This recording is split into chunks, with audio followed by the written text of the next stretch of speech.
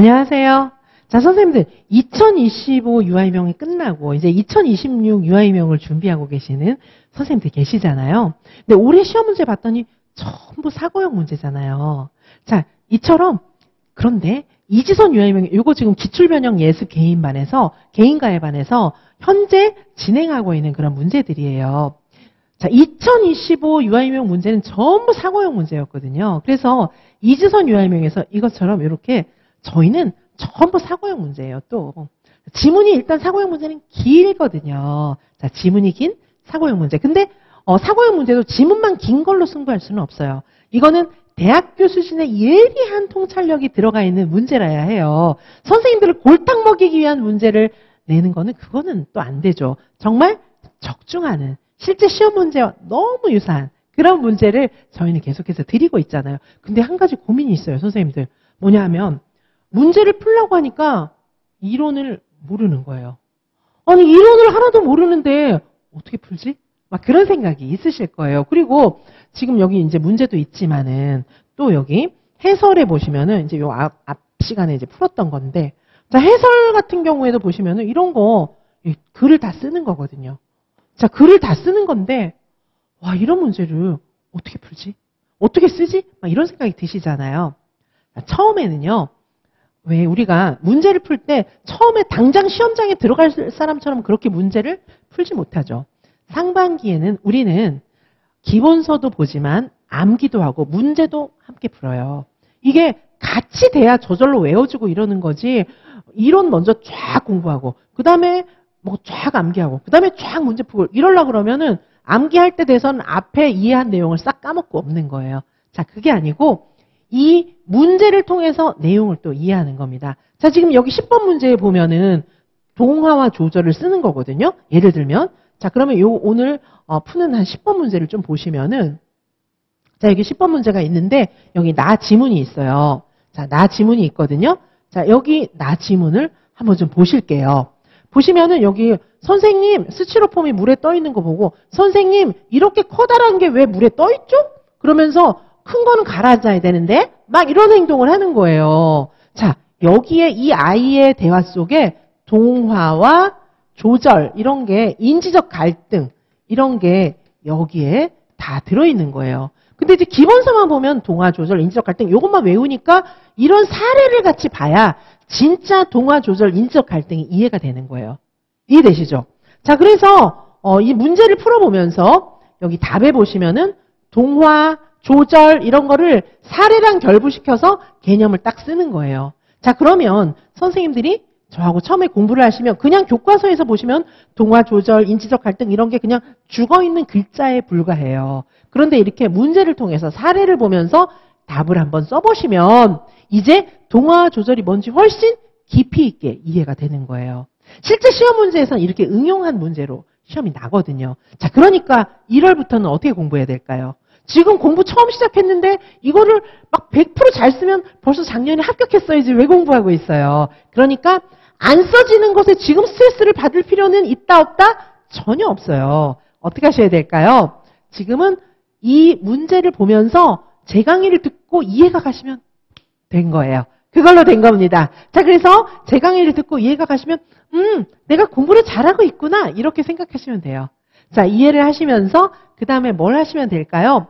요거 한번 필사를 해보시면 너무 좋을 것 같아요. 근데 일병행 유감함들께서는 시간이 없잖아요. 그러면 필사 안 하셔도 괜찮습니다.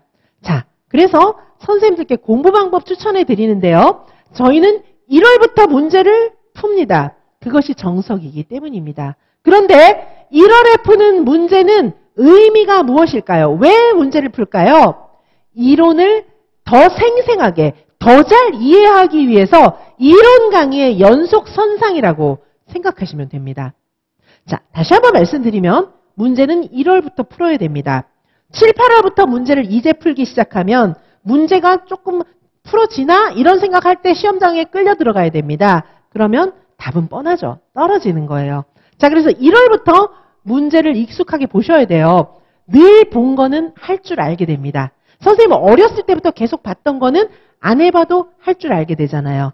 엄마가 했던 일, 아빠가 했던 일, 늘 봤던 거는 내가 안 했지만 어느 시점 되면 저절로 나도 할 줄 알게 됐던 그런 경험이 있으시죠? 문제도 마찬가지예요. 지금은 선생님들이 정신적으로 성숙하시고 훌륭하시지만 문제 푸는 거에 있어서는 아직은 초보 수준이잖아요. 그러니까 문제를 정말 많이 풀고 유아인명에 대해서 정말 철저하게 공부한 이지선 교수가 쓴 답안이나 문제를 정말 선생님들께서 이해하시면서 보신다면 그 자체가 굉장히 훌륭한 공부입니다. 자, 따라서 1월부터 철저하게 답이 안 써지는 거를 스트레스 받는 건 너무 욕심이에요. 자, 그러니까 그런 욕심은 버리시고 1월에 답이 안 써지는 건 당연하지만 우리는 11월에 답을 잘 쓰기 위해서 지금부터 보는 겁니다. 보지도 않는다면 나중에 답을 잘 쓸 가능성은 없습니다. 자, 그래서 선생님들께서 제가 문제를 푸는 것을 보시고 흉내내서 써볼 수 있다면 좋고 아니면 그냥 보시면 됩니다. 자, 첫 번째, 문제 푸는 방법에 대해서 말씀드렸고 두 번째는 선생님들께서 지금 문제 풀고 이러면서 이걸 한 줄 한 줄 다 외우려고 하시는 거예요. 그런 생각을 버리십시오. 왜냐하면 한 줄 한 줄 다 외우고 막 철저하게 다 하고 지나가면 그거는 잘 아는데 너무 진도를 못 나가요. 그럼 어떻게 되냐면 맨날 유아교육계로 요 앞에만 보고 공부를 포기하는 결과가 생겨요. 앞에만 잘 알고 다 모르는 거예요. 그게 무슨 의미가 있어요. 자, 그래서 선생님들 질보다 속도입니다. 하나를 막 깊이 아는 거 그게 사실 큰 의미가 없을 수도 있어요. 내가 오늘 하루 종일 투자해서 한 개념 알고 하나 썼어요. 다 외웠어요. 그거는. 근데 그 시간 지나면 잊어버려요. 그리고 시험 문제 또 그게 안 나와요. 자, 그러면 어떻게 해야 될까요? 무조건 처음부터 끝까지 가봐야 됩니다. 자, 처음에 공부 시작할 때 시간이 많지 않으시다면 이지선 교수의 강의를 끝까지 수강하시는 거에 포커스를 두시기 바랍니다. 물론 끝까지 그것만 하고 시험장 들어가라. 그런 얘기가 아니에요. 처음에는 처음부터 끝까지 한 바퀴 돌리는 게 훨씬 중요합니다. 자, 어떻게 할까요? 희한하게도 처음부터 끝까지 제 강의만 듣고 한 바퀴 돌렸는데 다시 돌아왔더니 내가 저번 날에 이거 왜 몰랐지? 이렇게 쉬운 걸 왜 몰랐지? 이런 생각이 들어요. 자, 그리고 저희는 응원 파일로 드리고 암기 프로젝트 막 이런 게 정말 빵빵하거든요. 자, 그러니까 선생님들께서 제 강의를 듣고 그냥 저절로 따라가다 보면 어느 순간 50에서 70% 이상이 저절로 외워지는 순간이 옵니다. 그때부터 외우세요. 그래야 시간도 많이 안 걸리고 전체적으로 아는 상태에서 문제도 풀어가며 외우게 되는 거거든요. 자, 아까 첫 번째는 문제 풀 때 처음부터 완벽하게 풀려지지 않는다. 그냥 제가 푸는 거를 보는 것으로 좋게 해야 된다. 처음에는. 그 다음에 두 번째는 뭐라고 말씀드립니까? 하나하나 샅샅이 외우는 것보다는 속도를 높여서 끝까지 빨리 가는 게 필요하다는 겁니다. 그 과정에 이지선 교수의 교육과정 연팩 프로젝트는 정말 철저하게 한 걸음 한 걸음 나갈 수 있게 굉장히 충분한 내용이 담겨있기 때문에 그 안에서 충분한 반복이 있습니다. 나중에는 와 이거 또 나왔어. 저절로 외워졌는데 이런 게 진짜 많거든요. 자, 그러니까 지금 모른다고 낙심하지 마시고 그리고 하나를 너무 자세하게 완벽하게 외우려고 하지 마시고 그 하나하나 완벽하게 외우지 마시고 끝까지 가는 거예요.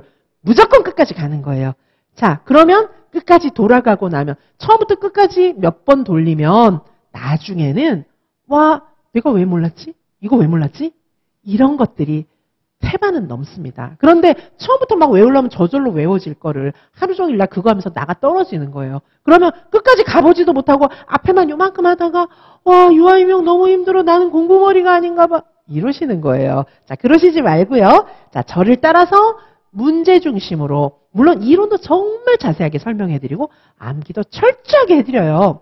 자, 그리고 선생님들 문제도 처음부터 같이 보시는 건데요. 자, 이런 내용들을 가지고 문제를 통해서 이론을 공부하면 훨씬 깊이 있게 이해할 수 있고 요즘에 서술형 문제에 충분히 대비할 수 있습니다. 자, 마음을 너무 급하게 먹지 마세요. 자, 첫 번째, 이지선 교수가 문제 푸는 걸 보다 보면 선생님도 이렇게 쓸 수 있습니다.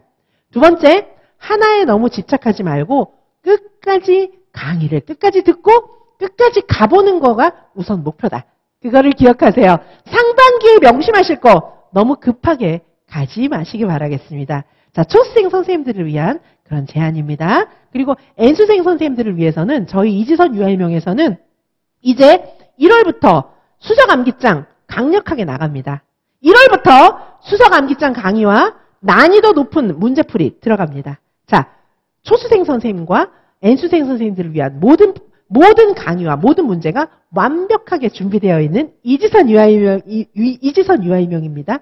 이지선과 함께라면 선생님 2026에 반드시 합격할 수 있어요. 자, 공부 방법이든 뭐든 잘 모르면 지선 언니한테 문의하시기 바라겠습니다. 선생님들의 정말 친절한 상담자, 가장 전문성 있는 대한민국 최고의 유아이명 실력으로 선생님들에게 확실한 답변을 드리겠습니다. 자, 선생님들 이지선과 함께 하시면 선생님들은 2026에 반드시 합격합니다. 자, 너무 급하게 마음 먹지 마세요. 지금부터 찬찬히 가시면 나중에 확실하게 문제 풀 수 있어요. 저는 1월부터 가니까요. 자, 선생님들 이지선과 함께 반드시 합격할 수 있습니다. 네, 감사합니다.